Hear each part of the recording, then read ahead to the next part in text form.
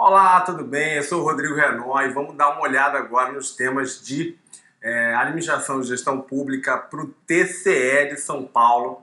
E é isso aí, vamos lá, vamos comigo dar aquela revisada nesses temas aí importantes que vocês têm que levar para a prova. Vem comigo, bora! Pessoal, primeiro meus contatos aí, quem quiser depois entrar em contato comigo, meu e-mail, meu Face, meu Twitter, YouTube, canal do YouTube lá com muitos e muitos vídeos gratuitos. Vamos lá, passar aqui para a primeira questãozinha aqui da VUNESP, CRO de São Paulo, assistente em 2015. Joaquim das Neves é gerente da unidade de produção de colírios da indústria farmacêutica Vermelhor. Joaquim acredita que a melhor forma de gerenciamento do seu grupo de trabalho é tomando as decisões de forma solitária, comunicando-as ao grupo e controlando todo o processo. Dessa forma, acredita Joaquim, tudo sairá dentro dos prazos e com a qualidade necessária. O estilo de Joaquim é o de liderança. Então, pessoal, a banca aqui já está dizendo o que ela está querendo aqui. Ela está querendo os estilos de liderança. E aí traz aqui algumas alternativas: liberal, situacional, democrático e autocrático. Pessoal, os estilos de liderança basicamente são os seguintes: autocrático, democrático e liberal. Algumas vezes as bancas gostam de falar como se fosse que o liberal seria o laissez-faire, que é o termo em francês de liberal, tá? E quais são as diferenças? Isso aqui é questão para não perder em prova, cai muito. Autocrático é aquele chefe centralizador, tá? Chefe centralizador, o que quer dizer com isso? Ele toma decisão sozinho. Muitas vezes nem ouve a equipe, demanda ali que cada decisão, por menos importante que possa parecer, que tenha que ser tomada por ele. Muita gente identifica com aquele chefe o tradicional, né? Aquele chefe centralizador, tudo tem que passar por ele e tal. Bom, esse chefe é o autocrático. E a gente também teria o democrático, que aqui a gente poderia dividir entre consultivo e participativo. Basicamente, o consultivo, ele é aquele que busca informação com a equipe, demanda a equipe, digamos assim, pede o que você acha, qual é a tua sugestão e tal, mas decide sozinho. E o democrático seria aquele que efetivamente teria aquela decisão ali envolvendo a equipe, ou seja, a equipe participando, não só dando informação, mas dando também, participando da decisão. E por fim, o liberal, que é aquele chefe que deixa rolar, deixa a equipe se virar, dá um suporte em um tema ou outro, tira uma dúvida, mas que, digamos assim, delegaria a tomar a decisão para a sua equipe, tá? E voltando aqui para a nossa questão tranquila, não é para perder. Tá falando que o cara toma as decisões de forma solitária, comunicando ao grupo, ou seja, ele não pediu informação ao grupo, sugestão, ele simplesmente toma decisão de maneira solitária, comunica depois à equipe qual foi a decisão que ele tomou e controla todo o processo. Dessa forma ele acha que vai sair tudo beleza, maravilha. É o chefe o quê? Autocrático, que é o gabarito letra E aqui. Vocês veem que aqui tem transformacional, não tem nada a ver com o estilo de liderança que está sendo tratado, nem situacional. É mesmo o autocrático. Maravilha, vamos para a próxima questão. VUNESP DCTA assistente em 2013. Os líderes que conduzem ou motivam seus seguidores na direção de metas estabelecidas por meio do esclarecimento dos papéis e das exigências das tarefas são denominados. E aí, pessoal, aqui basicamente são duas alternativas possíveis, que seriam as de transformacional ou transacional. Qual seria a diferença? Ou seja, existe uma classificação que divide a liderança entre transacional, que seria aquela liderança baseada na transação. Ou seja, O próprio nome já fala de uma troca, ou seja, eu te dou uma coisa, você me dá outra.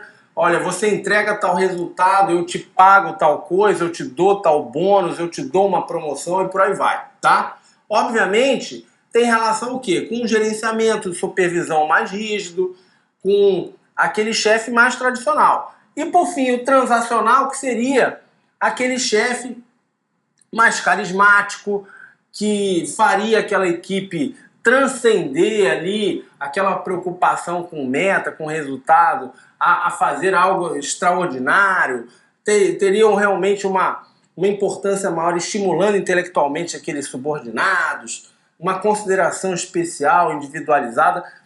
E é disso que a banca está falando, ou seja, o que ele está falando aqui? Que esclarece o papel de cada um e das exigências das tarefas. Tem a ver com esse transformacional ou com o transacional? Tem a ver com o transacional, ou seja, o que ele está falando aqui? Olha, você precisa fazer tal coisa, a tarefa me demanda isso, eu preciso de tal e tal resultado, se você atingir tal resultado, eu te dou um bônus, um valor, ou seja lá o que for. Tá? Então, gabarito é letra E de liderança transacional. Vamos lá para mais uma. Questão agora DCTA, também assistente em 2013.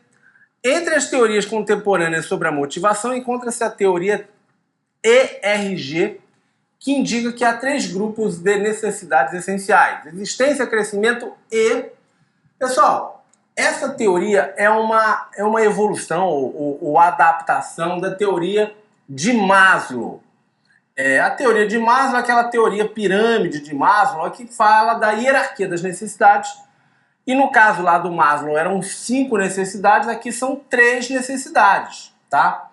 Você teria a necessidade de existência, ou seja, aquela necessidade mais básica aqui, a necessidade de relacionamento,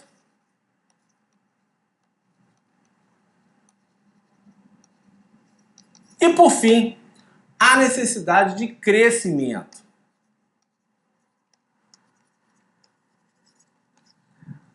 Muito semelhante à do Maslow, só que do Maslow era um pouco diferente. Aqui tinha necessidades de segurança, necessidades básicas aqui de estima, de necessidade social, de autorrealização. Ele faz uma adaptação e divide apenas em 3. E o que está faltando ali na questão? Ele fala de existência, de crescimento, está faltando então o relacionamento, que é exatamente o gabarito, a letra A. É isso aí. Vamos lá para mais uma questãozinha. Questão VUNESP SP Trans, analista em 2012. De acordo com a teoria dos 2 fatores, Herzberg aponta para a ideia de que, no campo motivacional, existem os fatores que causam predominantemente satisfação e os que causam predominantemente insatisfação. Os fatores que estão relacionados com o cargo ocupado pelo empregado e abrangem o trabalho adequadamente realizado, responsabilidade exigida, reconhecimento e progresso profissional, levando os funcionários de estados de não satisfação ou de satisfação, são denominados... Pessoal, aqui só fazer rapidamente uma relembrada aqui na teoria do Herzberg, que é bem tranquila e também cai, despenca em concurso. O Herzberg falava que existiam os fatores higiênicos, que seriam os fatores de contexto, do ambiente de trabalho, tá? Seriam aqueles fatores relacionados, por exemplo, ao bom relacionamento com os colegas, ao salário, por exemplo, layout da organização, da empresa, móveis, ou seja, aquilo que te traria ali você ficaria satisfeito com aquilo existindo, mas não te traz motivação. E os outros fatores seriam os motivadores, que aí sim seriam relacionados com o conteúdo do cargo, com você achar que está fazendo um trabalho bem feito, com você achar que você está crescendo, aprendendo, você está ganhando responsabilidade, autonomia. Ou seja, seriam relacionados ali a você achar que está fazendo um bom trabalho, algo que viria de dentro, né? E, obviamente, a questão aqui está falando o quê? De um trabalho adequadamente realizado, de responsabilidade ali que o chefe está te dando, reconhecimento, progresso profissional, está falando dos fatores ou do fator motivador e não do fator higiênico que estaria relacionado ali ao ambiente de trabalho. Então, gabarito é a letra E de Eduardo. Tranquilo, vamos lá para mais uma questãozinha. Questão Jaboticabal, São Paulo, a gente em 2015. Ao fazer referência a uma variável importante do chamado comportamento organizacional, pode-se dizer que ela representa a forma como a organização aparece para os seus integrantes e para o ambiente externo. Pessoal, aí fala, a variável é o clima, o desenho estrutural, a cultura organizacional, a ambiência interna e a estrutura organizacional. Primeiro que aqui é engraçado que fala basicamente de coisas semelhantes, né? A estrutura organizacional e o desenho estrutural, nós estamos falando de coisas semelhantes, é um sinônimo. E as alternativas seriam basicamente o clima e a cultura organizacional. A cultura, gente, é o conjunto de valores, digamos assim, o modo como aquela organização se comporta perante os seus desafios. Basicamente mostra como se fosse a personalidade daquela organização.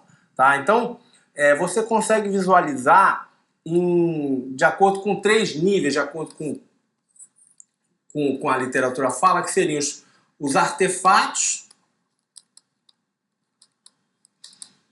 os valores e os pressupostos básicos.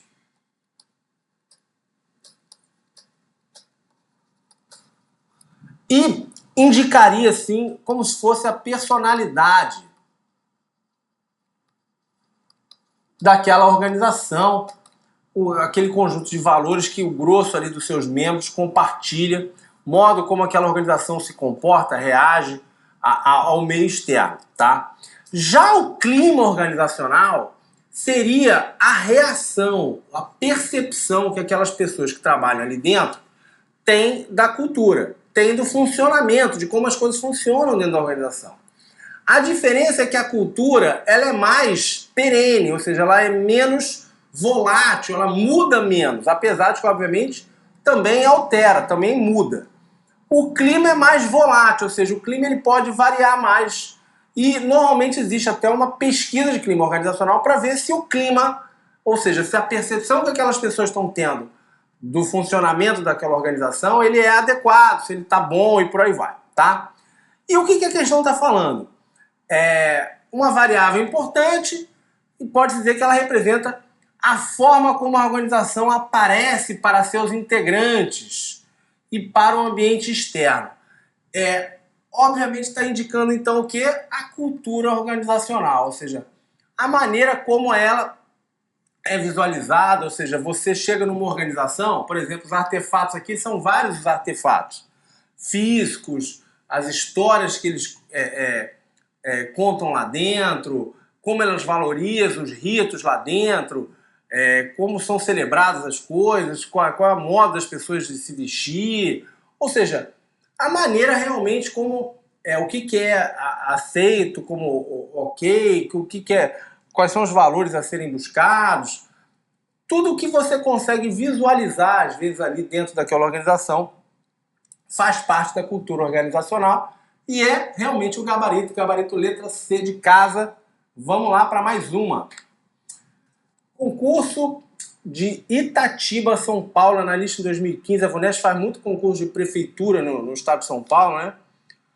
Ao definirem cultura organizacional, vários autores destacam que um dos seus grandes benefícios é o de proporcionar identidade organizacional aos funcionários.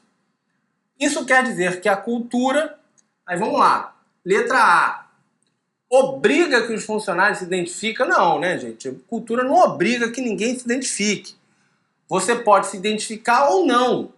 Muitas vezes acontece exatamente você começar a trabalhar numa organização, sentir ali que aquela cultura não está de acordo ali com teus valores, você não tem muito a ver com a maneira de você de pensar e tal, e você muitas vezes ou fica desanimado ou sai da organização.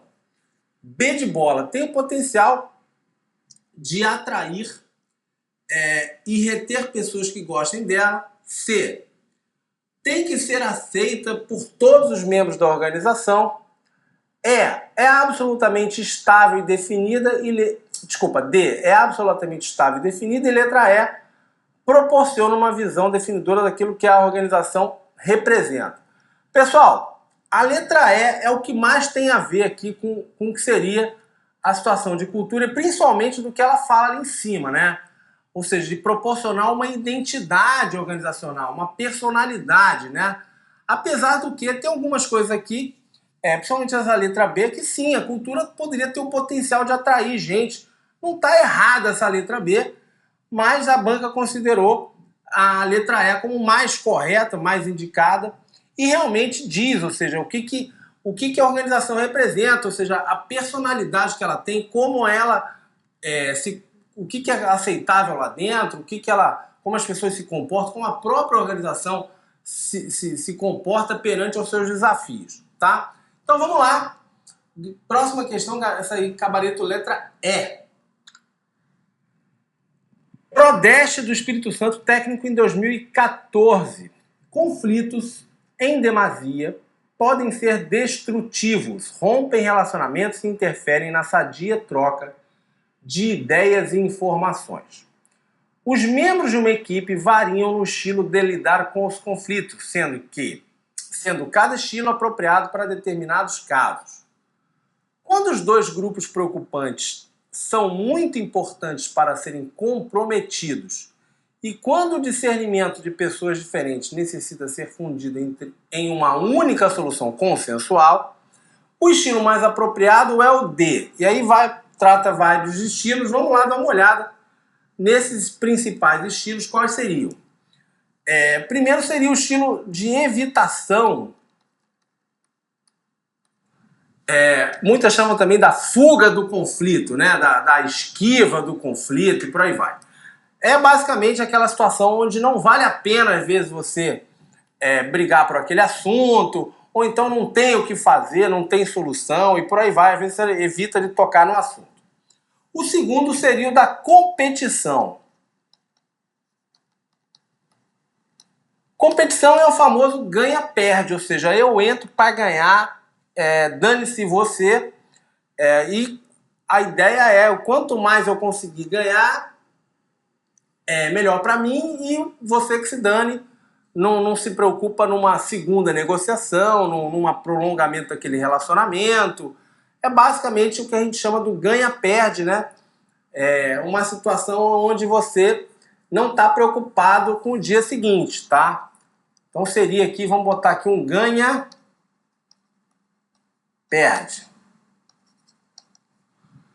Terceiro seria o da acomodação.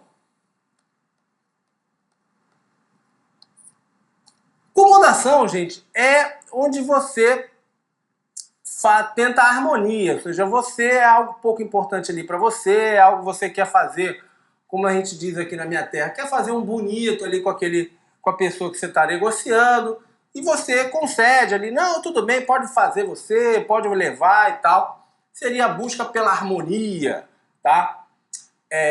Vamos lá para o próximo, seria o de compromisso.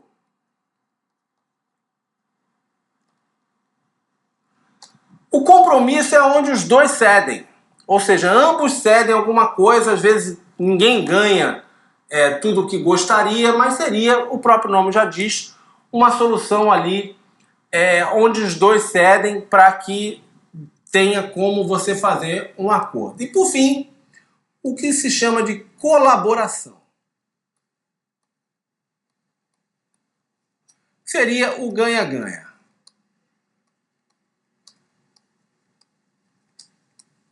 Então aqui, compromisso, os dois cedem. acomodação, a harmonia, né? E evitação é a fuga. Tá? Então, vamos lá voltar para a nossa questão aqui. No caso da colaboração, voltando só, o ganha-ganha seria o quê? Porque, em teoria, nenhum dos dois teria que ceder. Todo mundo ganha junto numa parceria, numa colaboração, tá? Então, vamos lá, o que ele está falando? Quando os dois grupos preocupantes são muito importantes para serem comprometidos, e quando o discernimento de pessoas diferentes necessita ser fundido em uma única solução consensual, o estilo mais apropriado seria o de colaboração, né, gente? Ou seja, o estilo onde todo mundo ganha, ele é o estilo de colaboração. E não o de competição, nem de confronto e por aí vai, tá? Então, gabarito letra A, aonde você tem realmente os dois ganhando. Maravilha, vamos lá para mais uma. SP Trans, analista em 2012. Quanto à gestão do conhecimento, pode-se dizer que 1. É formada de modo exclusivo pela identificação do conhecimento da organização. Pessoal, não é formada de modo exclusivo pela identificação. Quais seriam as etapas, né? O que é a gestão de conhecimento? É a identificação,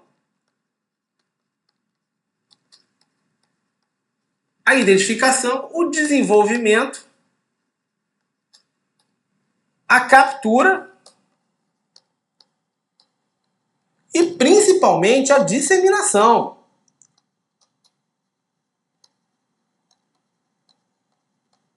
De conhecimento, né?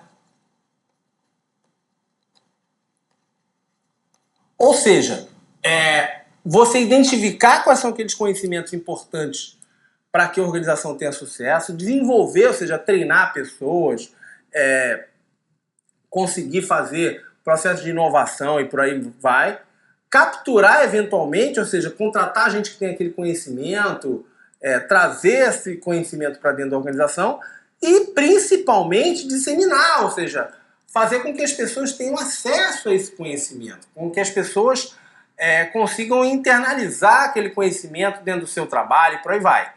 Então, voltando aqui, obviamente que não é formado de modo exclusivo pela identificação. Não basta você identificar o conhecimento, você tem que trabalhar ele, capturar, disseminar e por aí vai.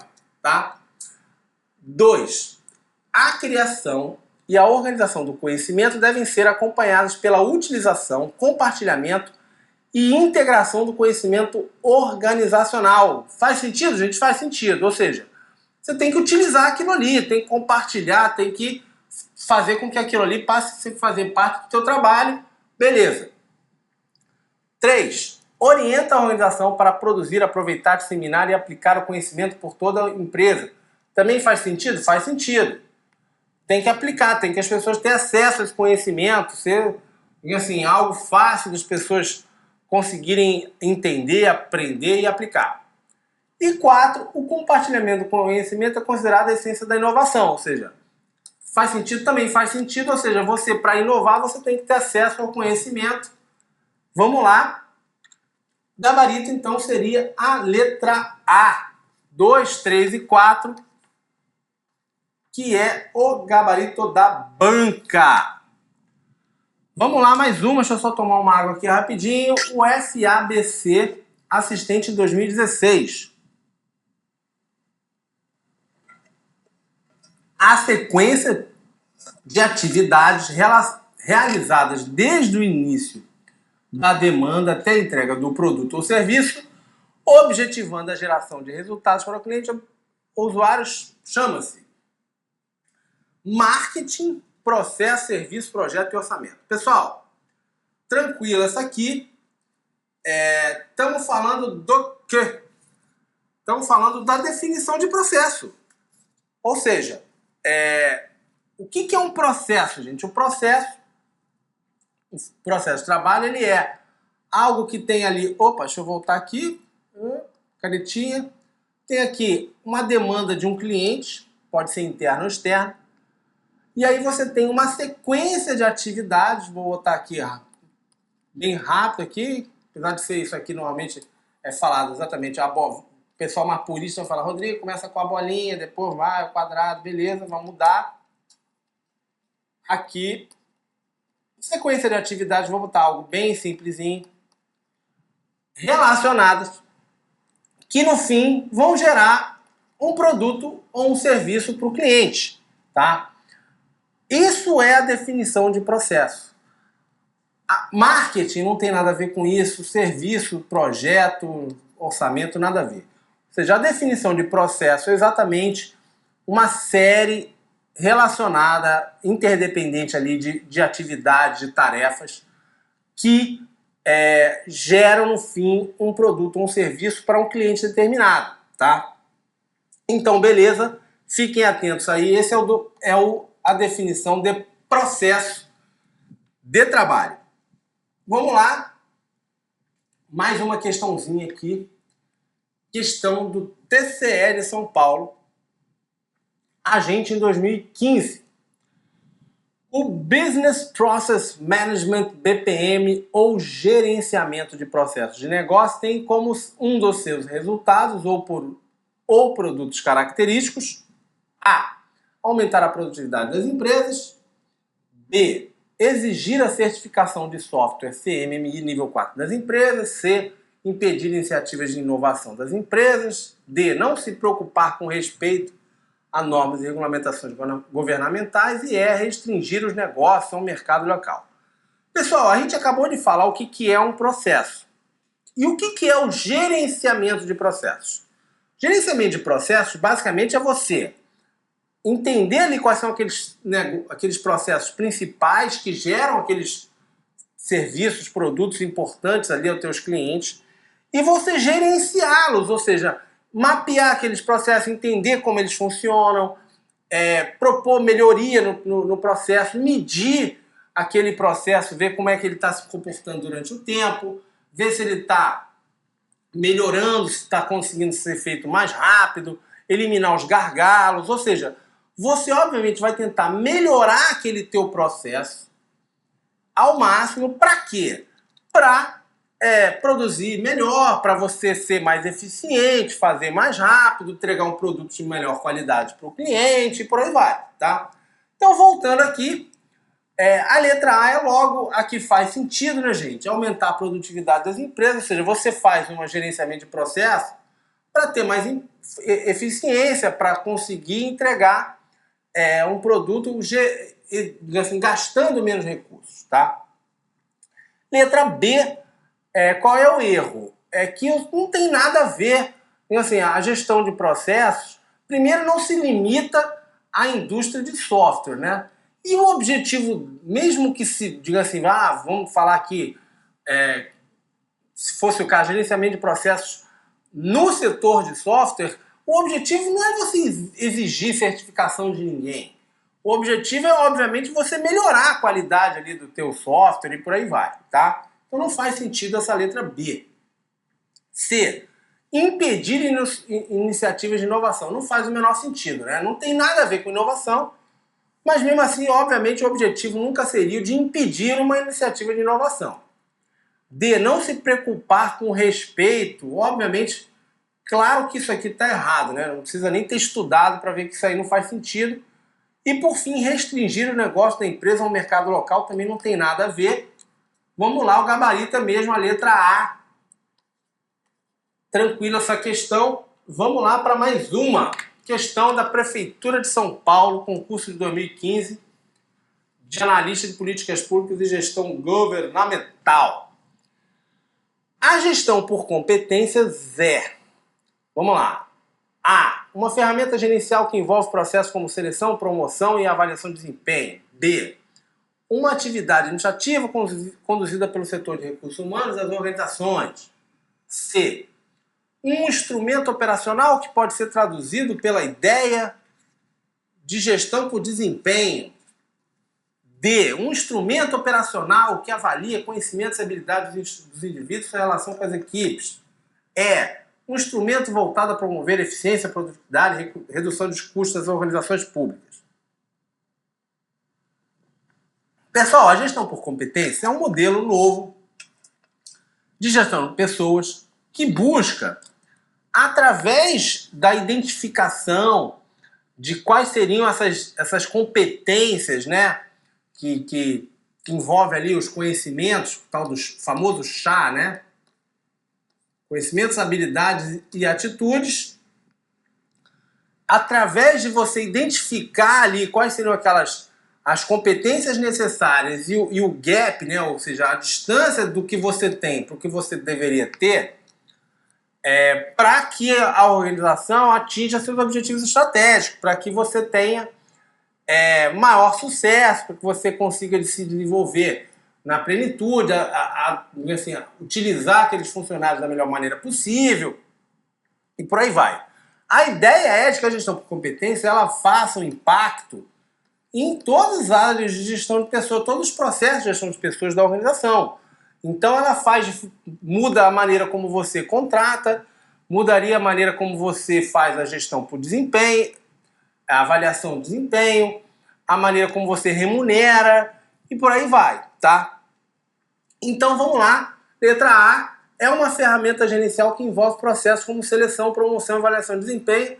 Tá perfeita, corretinha. Vamos lá as outras alternativas. B, uma atividade administrativa conduzida pelo setor de recursos humanos. Gente, não é uma atividade. A gestão por competência ela é um modelo e envolve de uma série de atividades. Não é uma atividade que a gente imagina algo pequeno, algo operacional. Não é esse o conceito de gestão por competência. C, um instrumento operacional que pode ser traduzido pela ideia de gestão por desempenho. A mesma coisa que a gente falou da letra B, não é operacional só e também não está relacionado só com a gestão por desempenho. D, um instrumento operacional que avalia conhecimentos, habilidades, mesma coisa do operacional aqui, e além disso ainda faltou aqui o atitudes do famoso chá. E por fim, um instrumento voltado a promover eficiência, produtividade e redução de custos. Não é exatamente isso que é a gestão por competências, tem mais a ver realmente com a letra A. Vamos lá, tranquila, vamos para mais uma questãozinha. Questão da Prefeitura de Itatiba, analista em 2015. A fase atual em gestão de pessoas, vivenciada por uma boa parte das organizações modernas, tem sido chamada também de fase estratégica em recursos humanos. Um dos modelos contemporâneos dessa fase é o de gestão por competências. Das alternativas a seguir, assinale a que apresenta a característica desse modelo. Letra A. Os conhecimentos, habilidades e atitudes dos funcionários são vinculados à missão, à visão e aos valores organizacionais. Pessoal, tem a ver com o que a gente acabou de falar na outra questão? Tem a ver, exatamente isso. Ou seja, você faz essa gestão aqui do chá, né, dos conhecimentos, habilidades e atitudes, buscando, obviamente, atrelar isso aos objetivos estratégicos. O que a organização quer atingir, o seu planejamento estratégico, e tem a ver, sim, com missão, visão e valores organizacionais. Beleza? Beleza, vamos lá. B. As relações de trabalho são regulamentadas em quaisquer casos por normas e regulamentos. Gente, isso aqui não tem nada a ver com gestão por competências. Tem a ver com aquele modelo antigo, né? O departamento de pessoal, aquele papelada, burocracia e por aí vai, tá?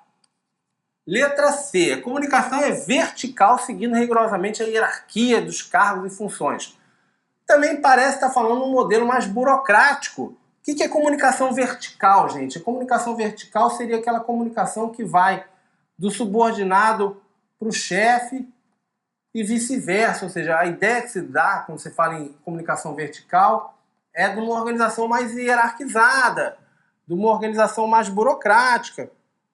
Ao contrário do que seria a comunicação horizontal ou transversal, que daria mais agilidade àquela organização, daria mais flexibilidade e por aí vai, tá? E não tem nada a ver com gestão por competência. Vamos lá para mais uma. D. Os funcionários devem exercer principalmente as funções para quais foram contratados. Tem nada a ver também com gestão por competência. E letra E, a eficiência do trabalho é o objetivo primordial de todos os esforços da organização. Devem estar voltados para a eficiência também, papo furado, tem nada a ver. Gabarito é mesmo a letra A. Vamos lá. Questãozinha, próxima questão aqui. Opa! Jaboticabal, São Paulo, agente 2015. A estrutura formal de uma organização é representada invariavelmente por meio de... Pessoal, questãozinha tranquila. O que é uma estrutura formal, gente? E como é que a gente representa ela? A estrutura formal, ela mostra o quê? Como aquela organização está estruturada. Quais são os seus cargos, quem manda em quem, quais são os setores, quais são as subordinações. Ou seja, quando você vê, pode entrar no site, normalmente todos os setores, os órgãos públicos têm, é raro um que não tenha, empresas muitas têm, você vai lá naquele quem é quem, conheça, ou alguns no setor público tem institucional, aí tem sempre um organogramazinho, que é exatamente esse gráfico aqui. O que é o organograma? Ele mostra a estrutura formal. Então tá lá o secretário nacional. Aí abaixo aqui tem vários coordenadores gerais. Aí aqui embaixo dele tem os coordenadores. Embaixo tem os chefes de seção e por aí vai. O que é isso aqui? É um organograma, gente. Isso é um organograma. Que é o diagrama, a maneira como a gente tem de fazer para refletir, representar essa estrutura formal de modo que seja fácil de visualizar. Você bate o olho ali e você já vê. Qual é o setor que eu preciso? É o setor tal. Quem é o diretor, quem é o secretário, quem é o coordenador, quem é o chefe de seção lá daquela área. Ou seja, é uma maneira fácil, visual ali, de você identificar quem trabalha em que lugar, quem manda em quem, como é que aquela organização ali está distribuída. A questão não é muito bem feita. Por quê? Porque, obviamente, a questão correta é o organograma, tá? É o gabarito, inclusive. Tranquilo, tá certo, não tem o que falar. Só que o organograma não deixa de ser um gráfico. Não deixa de ser um diagrama. E também não deixa de ser uma representação. Ou seja, você quando tem um diagrama, um gráfico, você está representando uma realidade, né? Então, obviamente que aqui seria aquele caso da questão mais correta, né? Porque o organograma, ele é um gráfico? Ele é um gráfico. Ele é um diagrama. E ele é uma representação. Só que, obviamente, não... Você falar que é um gráfico não quer dizer muita coisa, né? A única questão realmente está errada que seria o caso do fluxograma, porque o fluxograma, ele é um gráfico, um diagrama que representa o processo de trabalho. Ou seja, aquilo que a gente falou poucas questões atrás, o fluxograma, ele é um instrumento, um diagrama que para mapear o processo e redesenhar o processo, tá? Então, o gabarito é mesmo a letra B de bola, tranquila. Vamos lá para mais uma. Prefeitura de São José dos Campos, analista em 2015. Há dois tipos básicos que norteiam a escolha de um desenho organizacional. Todos os desenhos estão em um ou outro tipo. Um é o modelo mecanicista, o outro é o modelo orgânico. Assinale a alternativa que contém características do modelo orgânico. Pessoal, aqui é um conceito bem interessante que divide as organizações em dois tipos de organização. O orgânico e o mecanicista.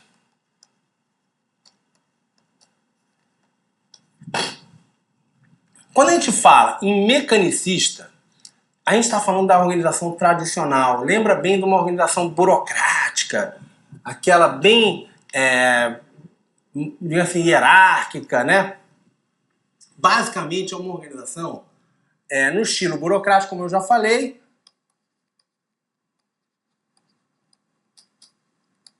aonde ela é mais rígida,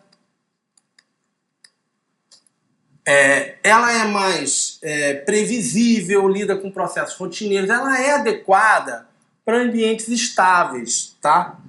Ou seja, ela é mais previsível. Você sabe o que vai sair dali. Já a estrutura, o modelo orgânico, ela é como se fosse o Google, né? Hoje em dia todo mundo fala você chega lá, o pessoal está trabalhando no jardim, digamos assim, tem pouca hierarquia, as pessoas não têm um horário fixo de trabalho, tem muita liberdade para inovar e por aí vai. Ou seja, é uma organização, o próprio nome já diz, orgânico, que é mais fluida, que é mais flexível, que ela é mais adaptável, seria mais adaptável a novos desafios, novas demandas, novas tecnologias, mais participativa, com maior descentralização e por aí vai, tá? Então, se na hora que vocês entenderem o que é cada uma dessas, vocês não erram mais questão que trata disso. Por quê? Porque é fácil você apontar para onde que a banca tá dizendo. Ou seja, vamos lá, letra A. A estrutura é vertical com muitos níveis hierárquicos. Gente, está falando do quê? Estrutura ou organização mecanicista. Não é o que a gente está querendo, que a banca está pedindo o modelo orgânico. A comunicação é formal, utilizando a cadeia de comando. Está falando o quê? De rigidez, né, gente? Comunicação é só por modo formal. No setor público a gente fala, né? O ofício, memorando, né, nota técnica e por aí vai. Tem a ver com o modelo mecanicista, não é o que a gente está querendo. Hierarquia e o controle prevalecem mecanicista.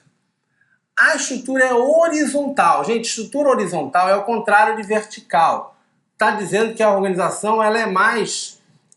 tem menos níveis hierárquicos, ou seja, tem mais chefe, tem mais subordinado por chefe. Em teoria, é uma organização mais o quê? Mais focada nos seus processos de trabalho, mais flexível. Tá? Então, é o gabarito da banca. Vamos lá, letra E. As decisões são centralizadas na cúpula, também modelo mecanicista. Dava para matar essa até por eliminação tranquila. Vamos lá para mais uma questãozinha. Questão Jaboticabal de São Paulo, a gente em 2015. Uma das principais características da qualidade é ter sempre conscientemente a filosofia da melhoria contínua, que pode ser conceituada como nada está tão bom que não possa ser melhorado. Essa é a filosofia do... Pessoal, aqui só teriam duas alternativas possíveis. Por quê? Porque feedback não diga assim, um modelo de qualidade, de gestão da qualidade. Você tem o modelo 5S e o modelo Kaizen. O 5S, porque o Seiri e o Seiton estão dentro do 5S. Né? O que é o 5S? É um modelo japonês que... 5S exatamente porque tem 5 conceitos que cada um deles começa com S, relacionados com a ordem, com a limpeza, com a organização, que seriam o Seiri, o Seiton, o Seiso, o Seiketsu e o Shitsuki. O Seiri seria organização, o Seiton arrumação, o Seiso limpeza, Seiketsu higiene e o Shitsuki a disciplina ou autodisciplina. E eles estão muito mais relacionados com a ordem, com a organização, coordenação, você ter os materiais todos no lugar que deveriam estar, tudo limpo, organizado. Não tem a ver diretamente com essa ideia da melhoria contínua. É só mais, diga assim, relacionado a isso, mas não é a ideia central do 5S. É a ideia central, sim, do Kaizen, que é um termo meio guarda-chuva na gestão de qualidade, que envolve exatamente essa ideia de você ter a melhoria contínua, um controle descentralizado da qualidade, ou seja, todo mundo está envolvido ali na melhoria da qualidade, de você fazer o melhor a cada dia e por aí vai. Então é o conceito realmente do Kaizen. E é isso aí, o gabarito, letra B de bola. Vamos lá, mais um. Itatiba, São Paulo, analista em 2015. Uma das ferramentas para o controle da qualidade total é o diagrama de Ishikawa, ou espinha de peixe. Qual é a função dessa ferramenta? Gente, ferramenta diagrama de Ishikawa, ela é chamada de espinha de peixe porque ela é exatamente meio assim como eu estou desenhando. Tá? O que é a ferramenta de Ishikawa ou espinha de peixe ou ainda causa-efeito? Tem muita gente que chama de diagrama causa-efeito. Porque você tem um problema aqui, vamos imaginar o problema A aqui. Por que caiu, vamos imaginar que a gente queira descobrir por que caiu o avião da Chapecoense. Aí, vamos imaginar, obviamente, hoje a gente já sabe o que aconteceu, mas o cara lá tem que analisar na hora, ele vai ver diversas alternativas. Olha, pode ter sido, por exemplo, o erro do piloto, pode ter sido alguma falha mecânica, pode ter sido um atentado terrorista, pode ter sido um problema ali na torre de controle. Ele vai tentar analisar todas as possíveis causas que possam ter gerado o efeito, tá? Maneira de você descobrir ali o que está dando errado com aquela situação, com aquele problema, com aquele processo e por aí vai, tá? Então vamos voltar para a questão. Demonstrar o comportamento ao longo do tempo, não. Isso aí seria o caso do histograma. Visualizar um processo que demonstra seu funcionamento, seria o caso do fluxograma. C. Mostrar aos trabalhadores de uma linha de produção como fazer seu trabalho, também não tem nada a ver, seria o fluxograma. E D. Identificar em uma figura as causas dos problemas e seus efeitos, exatamente isso que é o diagrama espinha de peixe.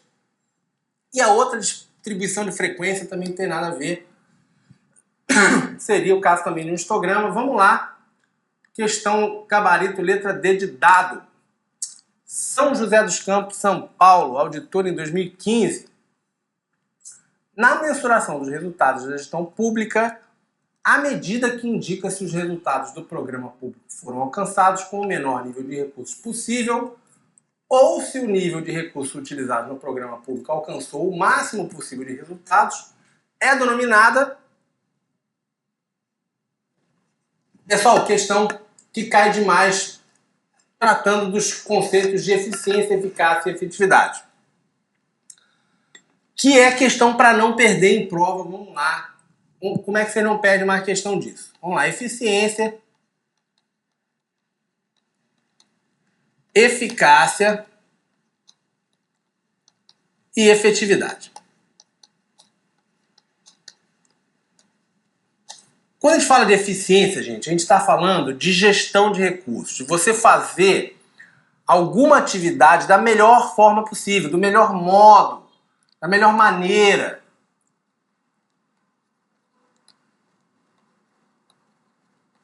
Aqui, eu não estou preocupado se eu fiz o que devia ser feito. Eu fiz o que me mandaram fazer, eu fiz com o menor gasto de recurso, eu fiz utilizando da melhor forma aqueles recursos que eu tinha, aquelas pessoas, aquele material. Ou seja, está relacionado com o que chamo da relação entre o input, né, o que eu entro no processo, e o que eu tiro. Já a eficácia está relacionada a atingir o resultado, o objetivo. Ou seja, deixa eu botar aqui, a você alcançar o objetivo. E a efetividade ao impacto daquela mudança, daquela ação, daquela política pública. Então vamos ver como isso funciona na prática. A eficiência estaria relacionada, como é que você mede a eficiência? Se eu, por exemplo, vamos imaginar aqui a Secretaria de Saúde, eu estou vendo ali, por exemplo, que eu tenho 70 atendimentos por médico, por exemplo. Eu estaria Isso anteriormente era 50 atendimentos por médico. Significa que eu estou sendo mais eficiente. Por quê? Porque com o mesmo número de médicos eu estou atendendo mais pessoas. Ou seja, eu estou usando melhor aquele recurso que eu tenho. Já a eficácia é o que mais se mede no setor público. Então você, por exemplo, você tem ali o objetivo de construir 10 casas. Se você construiu 10 casas, você foi eficaz. Você pode ter sido ineficiente, ou seja, gastado mais do que você previa, estourou o cronograma, você foi muito ineficiente, mas se você entregou aquelas 10 casas planejadas, você foi eficaz. Ou seja, você atingiu aquele objetivo que você se propunha. Agora, pode ter sido que você tenha sido eficaz e não tenha tido efetividade. Por quê? Porque é muito comum que vamos imaginar, por exemplo, uma realidade de uma prefeitura pequena, aonde você, por exemplo, tinha o objetivo de construir escolas, ou, por exemplo, hospitais. Só que não estava faltando escola, ou seja, as escolas que já existiam já davam conta dos alunos que tem ali naquela cidadezinha pequena. Ou seja, você gastou o dinheiro da melhor maneira possível, construiu, atingiu, foi eficaz, construiu aquela escola, mas isso não gerou impacto no nível de escolaridade, por exemplo, daquela população. Você não melhorou, por exemplo, a condição o nível educacional daqueles alunos, ou seja, aquela tua política pública não gerou impacto na realidade.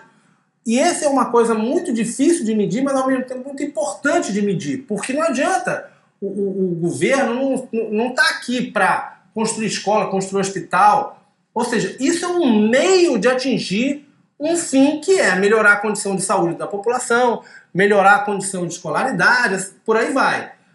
Não basta só você construir ou asfaltar a estrada, ou seja lá o que for. Você tem que ter certeza de que aquela meta, aquele objetivo, aquele programa, ele está atingindo o quê? Está querendo mudar, está conseguindo mudar, impactar na realidade que você quer mudar, tá?